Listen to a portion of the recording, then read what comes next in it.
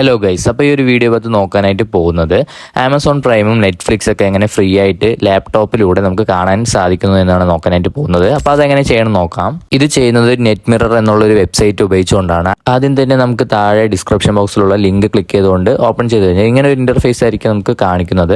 അപ്പോൾ നമുക്ക് Google അക്കൗണ്ടുമായിട്ട് sign in ചെയ്യേണ്ടതായിട്ടുണ്ട് ഈ ഒരു വെബ്സൈറ്റിൽ. നമുക്കത് ഗൂഗിൾ അക്കൗണ്ടുമായിട്ട് സൈൻ ഇൻ ചെയ്ത് കഴിഞ്ഞാൽ തന്നെ നമുക്ക് ഈ വെബ്സൈറ്റ് ഫ്രീ ആയിട്ട് ഉപയോഗിക്കാനായിട്ട് പറ്റും. അപ്പോൾ ഗൂഗിൾ അക്കൗണ്ടുമായിട്ട് സൈൻ ഇൻ ചെയ്ത് കഴിഞ്ഞാൽ നമുക്ക് ഇവിടെ സക്സസ്ഫുൾ എന്നൊരു മെസ്സേജ് കാണാനായിട്ട് സാധിക്കും. അപ്പോൾ ആ ഒരു മെസ്സേജ് വന്നു കഴിഞ്ഞാൽ നമുക്ക് ഗൂഗിൾ അക്കൗണ്ടുമായിട്ട് സൈനിങ് ആയെന്നാണ് അർത്ഥം.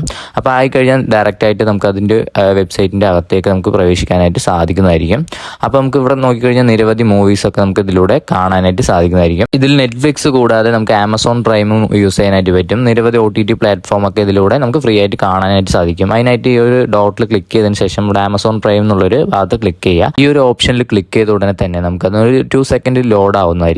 ലോഡ് ആയതിനു ശേഷം നമുക്ക് ആ ഒരു ഇത് നമുക്ക് ഓപ്പൺ ആയിട്ട് വരുന്നതായിരിക്കും. ആമസോൺ പ്രൈം എന്നുള്ള ഒരു വീഡിയോ നമുക്ക് ഓപ്പൺ ആയിട്ട് അതിലുള്ള എല്ലാ മൂവീസും നമുക്ക് കാണാനായിട്ട് സാധിക്കുന്നതായിരിക്കും. ഇതിലുള്ള മൂവീസൊക്കെ നമുക്ക് ജസ്റ്റ് ഒരു പ്ലേ ബട്ടൺ അമർത്തി കഴിഞ്ഞാൽ തന്നെ ആ ഒരു മൂവി പ്ലേ ആവുന്നതായിരിക്കും. എനിക്കിതിൽ പ്ലേ ചെയ്യാൻ സാധിക്കില്ല, കോപ്പിറൈറ്റിൻ്റെ പ്രശ്നം വരുന്ന കാരണം.